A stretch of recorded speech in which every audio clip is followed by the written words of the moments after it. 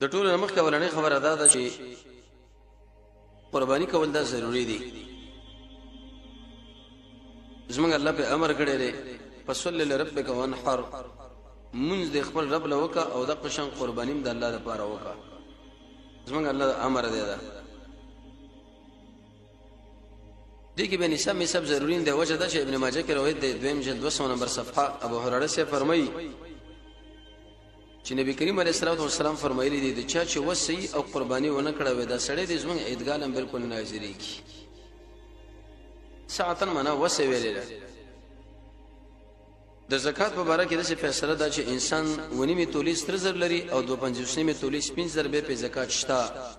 د قرباني په اړه کې د شرایط نشته لري د زکات اندازه نه معلومه کړي الله او رسول بلکې صرف د وسه خبره کړي معنا گزاره چې گزاره د برابر د کوي بکار دي. نبی صلی الله علیه وسلم تر وفات پورې دا پر خودري نو ادا به کول. مسدد حاکم کوم دا روایت دی د قشم مسدد احمد کوم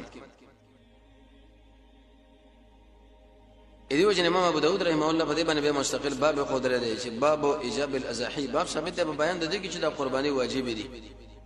ترمذی امام بخاری د دې ټول روایتونو او د قشان د بابونو د خبره معلومیږي چې گزاره دي نفس پتا باندې رب العالمین لګزره وسعت را وسره کوشش دا وکړه چې دا عمل ته پرې نه دی بلکې کولی بکار دی. الله رب عزت به دغه عمل د وجه نستابه د نور مال کې پر اخیره ولي. نتیجه دا چې معلوم نصاب نه لري انسان دومره لکه او دومره زره روپۍ لري به پېشتو کو دومره نه به نشته نه زکات ځان له دا ځان له. دغه خبره دا چې مسافر انسان باندې قرباني شته او غنه وسړی په سفر کې روان دي د قرباني وخت در باندې راغی. قران او سنت چې کله انسان مطالعه کوي د دینه به دا خبره معلومه شي چې مستحب دا واجب نه ده. لکه څنګه چې امام ابو داود رحمه الله باب خدره د دویم جلد 2 نمبر صفحه کې باب المسافر باب ثابت دی په بیان د مسافر کې چې هغه قرباني کوي. د توبان نه نقل کړی دی چې محمد رسول الله صلی الله علیه وسلم په سفر کې قرباني وکړه. به موږ لږ شي ویل چې یا توبان دغه ګډ نه لږ زره دغه کومه برابر کا همیشه موږ هغه په خوله خړلم تر دې پورې چې مدینه منورې لراولو. مشن کې مدار روایت ته به حقیقت تحفه الاحوذی دویم جلد 350 کې روایت د عبد الله بن عباس راغلی. هغه فرمایي چې موږ د محمد رسول الله صلی الله علیه وسلم سره وو چې کله بغټ اختر راغی نو موږ په دې غوي کې هغه کې وکسن شریکان شو ور چې وخت هغه کې لس کسان صاحب د مشکات هم د روایت راوړي دی ولې صحیح.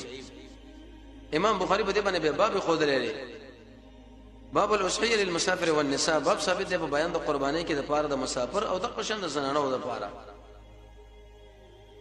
عائشہ رضی الله عنها فرمایي